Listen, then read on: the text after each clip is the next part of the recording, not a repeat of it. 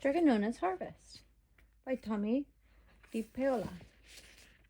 Paola. It was spring and all the snow had melted. The rich earth was beginning to warm. Strega Nona pulled out a small wooden box that had been hidden away in the dark cupboard all winter. Aha, she said as she took out small packets of seeds she had saved from last year's garden. Chi siete I miei amici piccoli?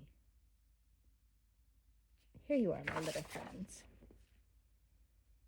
Why were all those seeds in the dark, Strega Nona? Big Anthony asked. Well, mio caro, my dear, Strega Nona answered. They had to rest, just like you do, so they will be able to do their job when we plant them in the garden.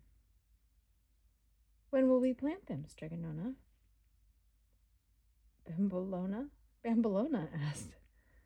When la luna, the moon, tells us, Bambolona.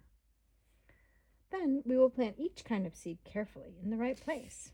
After all, we can't just throw the seeds into the ground in a big pile. A garden must be orderly so it is easy to pick the vegetables. Now let me look at my Libro de Giardino garden book to see what we did last year. Every year, Strega Nona wrote down in her notebook what she had planted, when, and where. She never put the same vegetables in the same spot. We have to move them around, she told her young helpers, so the soil will stay happy and strong. But first, Anthony, you must spread the compost and manure we saved all winter and rake it into the soil so our vegetables will grow as big and beautiful as can be. So Big Anthony put a clothespin in his nose and did his job. Children, come, called Strega Nona. It is almost the end of May, and there will be a full moon tonight. It is time to plant. Now, Anthony, I want you to make nice straight rows in the soil with the end of the hoe. That's where the seeds will go. Big Anthony Bambolona scowled. You're not making the rows straight enough. You know that Strega Nona likes everything perfect, she added, and so do I. Bambolona is so bossy, Big Anthony thought. Someday I'll show her I can do something perfect, too. Zucca, melanzano, pisello, cavolo, pomodoro, zucchini, carciofo, fagiolo, melone.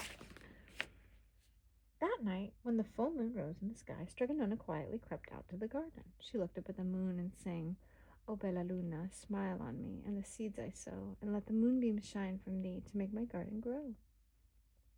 And now for the ingrediente segreto, secret ingredient.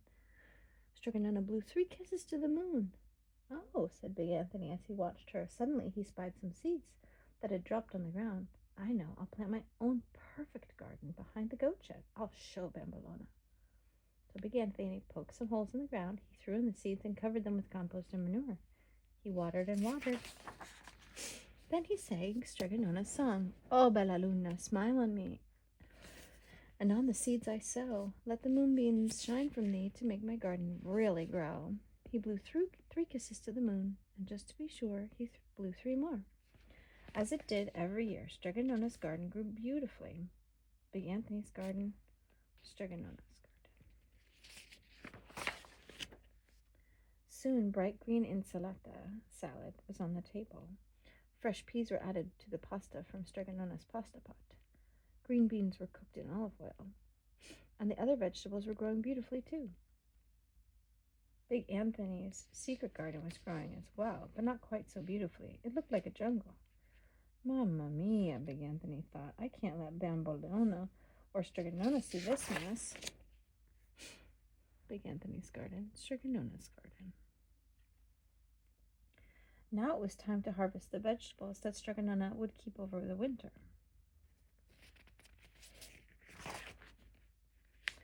It wasn't long before the root cellar and the rafters in the kitchen were full. Molto bene, very good, said Strega Nona to Bambolona and Big Anthony. A job well done. We all deserve a good rest. But Big Anthony didn't have time to rest. He had other work to do. I've got to pick all my vegetables. What will I do with them? He said. The next morning, when Strega Nona opened her door, she found a big pile of vegetables. Santo cielo, good heavens, Strega Nona said. Where did these come from? She called Big Anthony and Bambolona. My children, please carry all these vegetables to the kitchen. Grazie, thank you. Every morning there were more vegetables outside the door. Soon there was hardly any room to move in the kitchen. Maybe these are from the villagers, Strega Nona thought. Perhaps they had too good of a harvest. Well, I must find out, and soon. If this goes on, I won't have room to sleep in my little bed at night.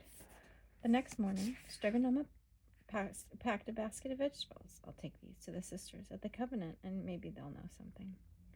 Oh, grazie, Strega Nona, the Mother Superior said.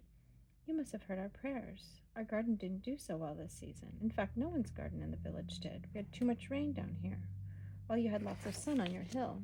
So Strega Nona went right to the mayor. See, yes, Strega Nona, Signor Mayor said. The harvest was poor this year. Well, I have more than enough to share, Strega Nona said. I will have a harvest feast tomorrow evening at sundown. Tell everyone to come.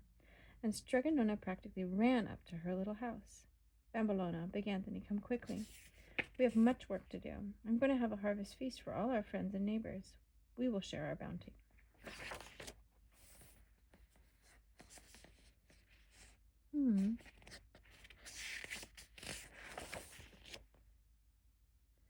Evviva, evviva, hurrah, hurrah for Strega Nona, everyone shouted. Arrivederci, buonanotte, goodbye, good night, Strega Nona and her two helpers called out. Strega Nona looked around at her empty kitchen. Well, that took care of that, she said with a smile, but I still wonder where all those vegetables came from. And she climbed into bed. Later that night. I love it. And I